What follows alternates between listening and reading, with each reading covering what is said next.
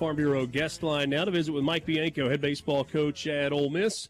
Team coming off a series win on the road against the Auburn Tigers, and Coach got started on Friday night with an 11-7 win. A big offensive night, used a bunch of guys on the mound and figured out a way to get it done and really set the tone for what had a chance to be a huge weekend and turned out to be a big weekend and what you really, really needed in a series win.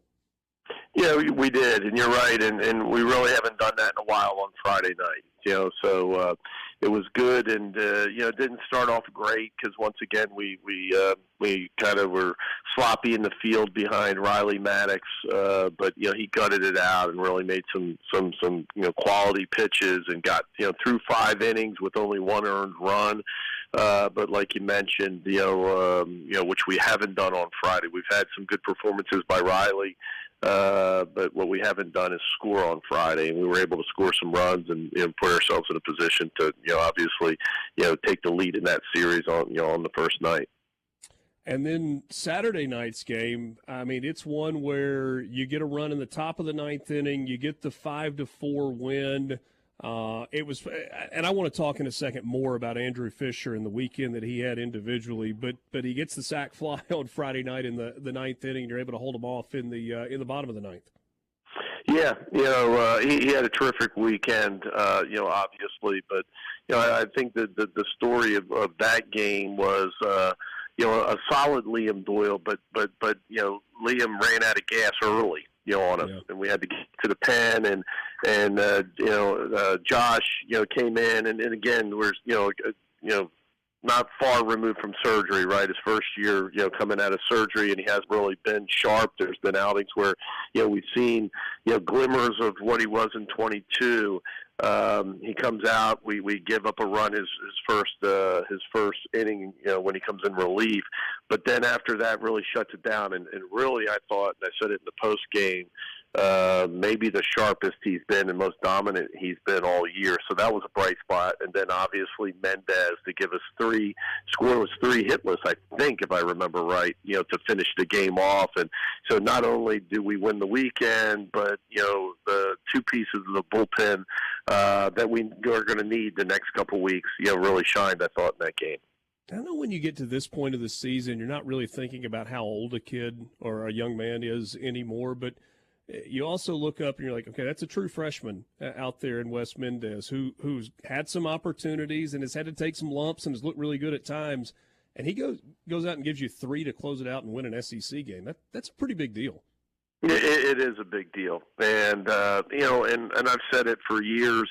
That's one of the things that you just don't know when it's going to click for those guys. It's a kid that's, ultra talented that had a really good fall. And, sometimes right out of the gate, like a Doug Nikhazy or Drew Pomerantz, you can see how special they're going to be in the real games. And then sometimes you have to wait.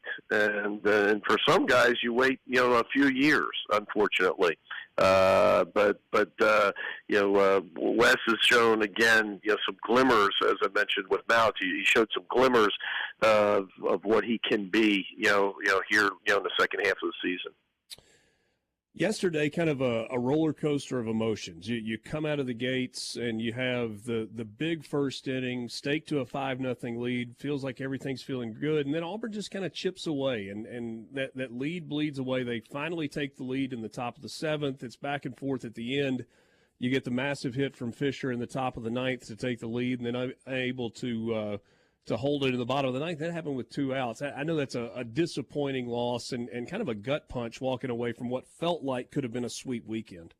No, you're exactly right. And, it's tough. It's tough to lose that way. I know it's tough on our fans, and you can imagine if you're sitting in uniform, in the dugout or on the field, and, literally to be 1 pitch away, 2 outs, nobody on, you're at the bottom of their lineup. And you think you got a shot at just like you said, you're a pitch away or a couple strikes away from come from behind win in a really good weekend, and and it happens in our game. Guy hits ground ball down the line, ends up getting a triple, then you're still a pitch away from winning it, and kid gets jammed and kind of bloops it over to second baseman's head, and next thing you know, a couple wild pitch pass balls later, you're walking off the field defeated. And I mean, those that saw it, seen it, saw clips of it on the internet, on social media, it was a tough one. And so, somebody asked me in the post game, but it's really true. We got to get over it. We won two. Kept our heads above water, and now we got to move on and have a good game on Wednesday and get ready for a good Texas A&M team on this weekend. I want to ask you about a couple of guys individually. I alluded to this a second ago. Andrew Fisher, and his role has kind of changed throughout the season, right? He was playing a lot of third base, has been on the infield for you. You've moved him to that everyday DH spot. And I don't know if that has anything to do with, like, there's less pressure on him, or he's just kind of come into his own as a hitter, and you've kind of seen it. He having one of the best individual seasons at the plate kind of in Ole Miss baseball history. What's got him going so well right now?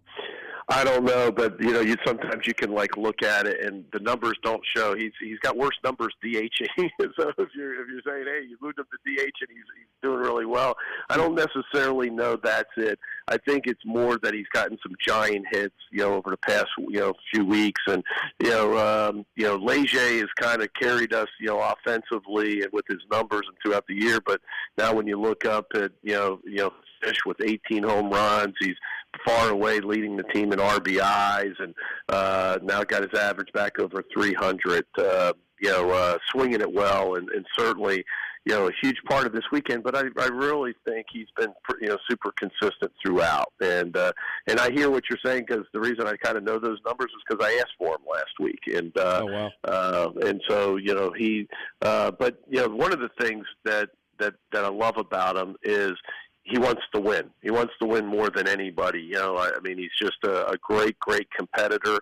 And, here's a guy that, got moved from starting third base to DH. And sometimes, that can be kind of looked upon sometimes as a player, as a demerit or, a setback. And he hasn't. He certainly, he comes every single day to bring his best game offensively, and if we put him in the field, obviously defensively. So some of that had to do with just getting Utermark on the field and how athletic Utermark is. We're trying to get him on the field, and what if we do that, what's the best defensive role? So probably some of it has to do certainly with the way Utermark can play a lot of different positions.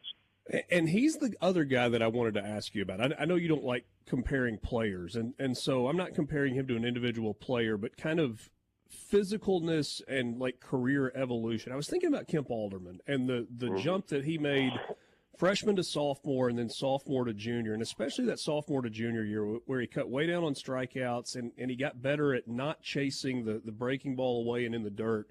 Is that the next step for Utermark? Because there have been some flashes. I mean, it was 6'4", 250 or 6'5", 250. It's unbelievable physically. Can he take that next step? Yeah, I think so. And you don't know. Our hope was that Kemp would take that step offensively, and certainly he did. And he played himself into $1 million player in the draft, and so that would be nice. That would be nice if Utermark can do that as well. But that's why you got to be careful of the player comp. Yeah, they're both big, they're both strong, they both can hit it a mile. And so, offensively, I think that's a big step for Judd if he can make a step like Kemp did. But Kemp, ran better than people, thought he could or gave him credit for. But Utermark is a freak runner. He might be the fastest on the team, at 6'5", 245 pounds. Literally a 6'5", 6'6", 60. And a guy that can play third base, can play first base, can play corner, probably can play center field. And so defensively, I think he has a few more tools in his toolbox than maybe Kemp did. Kemp was obviously a tick above him so far in his career, and some of that may have to do with some injuries as well. Last thing for you, big week coming up, obviously. Murray State, one that you need to win on Wednesday night, and then you go into a series with a really, really talented Texas A&M team.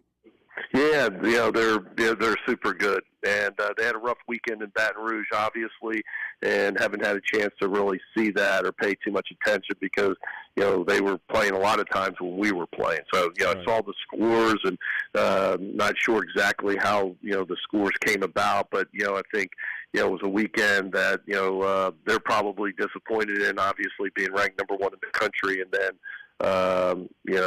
going on the road and losing 2 out of 3. So certainly they'll have their awarenesses heightened a little bit coming into this weekend. But yeah, Jim Schlossnagel's done a terrific job since arriving there a few years back, and has really elevated that program, and obviously one of the best teams in the country. Mike, always appreciate your time. Thanks so much.